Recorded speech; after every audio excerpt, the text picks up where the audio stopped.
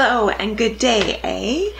Welcome to the Super Good Camping Podcast. My name is Pamela. I'm Thomas. And I'm Tim. And we're from supergoodcamping.com. We're on a mission to inspire other families to enjoy camping adventures such as we have with our kids.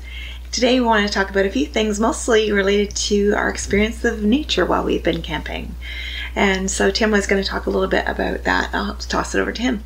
Okay, the first thing I would say is one of the amazing things about camping is being in touch with nature. I was going to say being one with nature, but that involves meditating and stuff. We like to involve ourselves in nature. It's sort of a three-pointer for me. There's plants, there's animals, and then there's I don't even know what you want to call it. Things like waterfalls. We love waterfalls. We play in them at Arrowhead at Stubbs Falls. Right. Thomas and I have run into a surprising number of waterfalls on our backcountry trips. The boys and I ran into just a little burbling, but very cute waterfall on our incredibly short portage last fall when we went into Kawartha Highlands. You know, you're touring along doing a portage and it's like, well, what's that? I hear running water. Okay, so plunk everything down or take it and go back later, but go in and check it out. I know that Jeff from Unlostify loves to put stuff like that in his maps, where if you're paying attention when you're reading the map, you can see that, oh, there's a little waterfall over there that nobody knows about. It's a little off the beaten path. I like doing things like that. But I love checking out animals and stuff and having encounters with them, positive encounters. Plants, I'm not so good at. I don't know. I mean, I know trees and stuff. I don't know. I know what poison ivy looks like. So here's a perfect segue. Books. Get books. Read books. Learn where to go to see the things and where to not step. Because poison ivy is not a fun thing to get into. And on that note, so I just did a quick look, see if it doesn't have to be books. It can be a YouTube channel. Gavin, I'm sure I sound like a fanboy, but Kevin Callan knows all kinds of stuff, and he's great at knowing plants. He has some amazing videos. Casey Happy Camper on YouTube. But you go to Mountain Equipment, Canadian Outdoor Equipment Company, and pick up, they've got books on edible wild plants, mushrooms, which Pamela's a huge fan of. There's some amazing mushrooms at Killarney Provincial Park when we were there last summer. We have so many pictures. I'll put some on the website. And very, very cool ones too. Like, that looks like a bagel on the ground. Exactly. So, excellent stuff. And I have eaten wild mushrooms. Like, don't do that. Unless you're absolutely sure you know what you're doing. Don't. I checked with a guy that knew. I know a guy that knows. we ate them in our old apartment. The Plants of Southern Ontario is another book. It has all kinds of stuff in it. They're full on books, but there's also compact books that you can take with you. Just saying, they're obviously priced quite a bit differently and have less information. But if it's in your back pocket and you go, oh, what is poof, poof, poof, you can check that out. And knowing your trees is actually a good thing to know, whether it's a silver birch or an oak or different types of maples, whether it's an invasive species, that sort of thing. And then we get into animals, and I'm going to let Thomas mention some of the animals we've come across in our many years. We've seen tons. We've seen lots and lots of frogs. Specifically, one site just had tons and tons. Like, the ground was just covered in these tiny, tiny frogs. You could probably fit 2 on a dime. And we didn't see any, but we could hear bullfrogs across the lake. We've seen things like skinks. Just for the record, 5-line skink. We saw juvenile, and it had, what's the giveaway on a 5-line skink juvenile? 5 lines. It had a blue tail. Have you ever seen a blue amphibian before? It was very cool. It's a lizard. It's the only lizard native to Ontario. There you go. See? We've seen lots of different birds. We've seen hawks. We've seen falcons, herons, I believe. Mm-hmm. Herons and cranes. Yep. What was the big bird that sort of blew us away? We didn't actually realize we had them here when we were in That's a great question. Maybe you could answer your own question. It's viewed as an American bird. Bald eagle. Winner. We saw that in Algonquin Park a few years back. Yes, with bears, moose. I have at least 2 pictures of him with moose in the background. Mises. I don't think we've seen wolves. We've heard them. Yep. Weirdly, we've seen coyotes here in Midtown Toronto, not out in the wilderness. Lots of coyotes in Midtown Toronto. Here. Yeah. Raccoons. I can say I've never had a positive experience with a raccoon, whether they're in my garbage pails here, Midtown Toronto, or they ate through our dry bag, our seal bag. Not a good through. One too. It was garbage afterwards. Trying to get out our food, we were trying to use a dry bag as a food bag. We've changed that up now. We use a polyethylene bucket, not the barrels that everybody uses. We use like a Home Depot, which we now have a new lid for. That screws we do on. too. It screws on instead of having to snap it off. Far more convenient. Should be cool. Hopefully quieter. And what was the? Where was that? Was that Bon Echo where they got into my coffee sugar? Yes, it was. Middle of the night. Crunch, crunch, crunch, crunch, crunch. and repeatedly too. Every time you chase them away, then you're back. Yeah, poopy heads. Just poopy heads. Oh, it was brutal.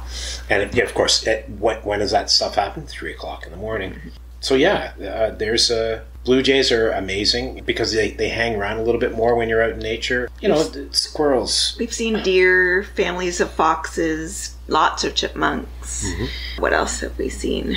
Possums. I'm not sure if we've seen I've seen possums here in Midtown Toronto. Yes. But beavers. Oh, yeah. We've certainly seen beaver dams. I don't know that we've seen otters. I'm pretty sure we've seen muskrats. So it's like a mini version of them, Weasley version of them. Rabbits. Plenty of rabbits. We've actually, again, here in Midtown Toronto, we had a small family. What do you call them? Is it a coven? Whatever. Right. Or is that witches? There was a depression in our front lawn, and I was mowing the lawn, and I saw a little puff of hair, and it didn't go together all at once. But I went, wait a minute, and I went back, and I could see some hair. And I got looking, and it was 5 itty-bitty baby rabbits. And thankfully, the hair was just loose hair. I didn't clean any off of any of them. So I quit cutting that part of the lawn for a few weeks, and poof, baby rabbits. It was very cool. Okay, so I would recommend getting books. Learn yourself. Do some learning. And part of that for sure is learning where to go, where not to go, which leads me to, when I say where not to go, I mean don't step in the poison ivy, don't step in the poison oak. I've seen some pretty big horror stories. We have some books, Paddling and Hiking, Ontario Southern Shield Country, The Guide to Ontario Provincial Parks Trail Guide, Waterfalls of Ontario. I like this one because I just have a thing for waterfalls, but it gives you trails to go and check out to see things, etc., etc., etc. It puts you in the right place. I mean, you can just wander off whether it's front country or back country site and go check things out. By all means, I highly recommend it. One of the neat things Thomas and I found our first year at Kawartha was we wandered way back into the site and discovered that most of the sites are connected by a series of ATV trails. Mm-hmm. So we use that to wander off and do some exploring, like a hiking path, the ATV path. Well grown over, it's not heavily used. I'm sure that they just come out to check, make sure everything's copacetic once in a while, replace picnic tables and amenities. But it got us into different places we might not have been able to get to. When you're in a canoe, it's a very different sort of thing. You're not quite shorebound, but you have a limited access to farther into the bush. Mm-hmm. That was a nice way for us to get farther back. And with that said, so that's books, that's animals, plants, water features. So when we go out and do these things, we like to capture them, or at the very least have a better viewing experience. So we've got a set of binoculars. It's just a crappy Canadian Tire sail. It was actually, I saw it in a flyer. We didn't have a pair up to that point, and it was it was one of their lost leaders. I want to say I probably paid $70 maybe for something that was worth triple that. They're Bushmaster 7x35, so you can zoom the crap out of things far, far away. which is great, especially if you get a bald eagle sitting on the top of a tree somewhere. And then we take lots of pictures and shoot a lot of video, or at least I do. The easiest thing is your phone. Phones have incredible cameras in them now, and they're in your pocket most of the time. So that one's dead easy, right? You can also use all those wonderful Google things that you can search up. What was that I just looked at? Was that a duck or a loon or a cormorant? Just a quick note on that. Google Lens is an app that I have and that I use often. Certainly when I have access to the internet and I don't know what something is, point my camera at it, open the app, and just about every time it can tell me exactly what the thing is that I'm looking at. I've used Google Lens too. It is really awesome. We did a little review for our Beaver Scouts of wildflowers, and so I took a little walk in the woods and just used Google Lens to identify some of the wildflowers that we saw. So it was perfect. And there's another nod to Kevin Callan. Part of that Beavers thing used one of his. We used his wildflower talk too, and it was great too because it was local, and so it was helpful for them to be able to see specific wildflowers. And because right now we're virtual scouting, we need some resources like Kevin Callan videos to be able to try to teach them some things that we otherwise would walk around in the woods and show them. Yeah, that guy gets out and does 50, 60 days. I believe 50, 60 days a year. Being out and about, on the water and whatnot. So he's been doing it forever, and he's a teacher, so he can do all those things, which is great. Plus, he also lives with like wood lots in his backyard, not quite, but very, very, very close. So I want to move to there. So binoculars, cameras, your phone for sure. I have SLRs and stuff. Bit of a different deal. I tend to take. I have a Panasonic Lumix. What is it? DMC ZS 60. It's it's a point and shoot. It does almost everything that if I had a thing I would like it to do would be to have a detachable screen, or a screen that you can pivot and turn so you can see it in a different angle. But it's got like 30 times optical zoom, so massive zoom. Shoots great video. It has pretty good gyro stabilization on it. Takes fantastic pictures. I love the color. I'm a big Canon fan. Period. It tends to be warmer colored than the Nikons. Nothing against Nikon. Just saying they're a little more cool, a little more crisp, a little more towards blue end of the spectrum. But the Panasonic is probably my favorite all around camera. We also tend to take, certainly Thomas and I take for backcountry. We now have two. We have had one historically. Pamela bought this for us a few years back now. It's a SJ Cam. It's a Chinese knockoff of GoPro. It's basic. I would say it's rugged. It's been through some bangs and clangs. Although we do have protective housing and stuff like that, but it's done some good service. We've shot all kinds of good video on it. We shot all kinds of really crappy video on it where I wasn't bright enough to set up the settings properly, but it's pretty bomb-proof. It does a good job. Records decent sound on it. Does what you want it to do, and not much else, but that's okay. There you go. So, and this year, I'll give you more of a review on it later down the road. I picked up a Campark V30. It's got a touch screen on it, which is quite nice. I can't say it will shoot up to 4K. I don't have anything that displays 4K, so I can't tell you if it does a better job or not. I would say the picture's around the same as the SJ Cam. Looking at the two of them, might be a little bit crisper. The sound on the camera itself is crappy. It's mud, and I don't know if it's specific to, like, if I just got a Lemon. I tried to get it sorted out with them. They were very, very helpful, but it still sounds like crap. So I picked up a lav mic in the hopes that it helps somewhat, because it'd be nice to be able to do that sort of thing. I would like to quickly point out that my father is a bit of an audio freak, so his senses may be a little more attuned, slightly more sensitive than the average person's. And I have ancient ears that have been to a number of concerts and listened to far too many explosions.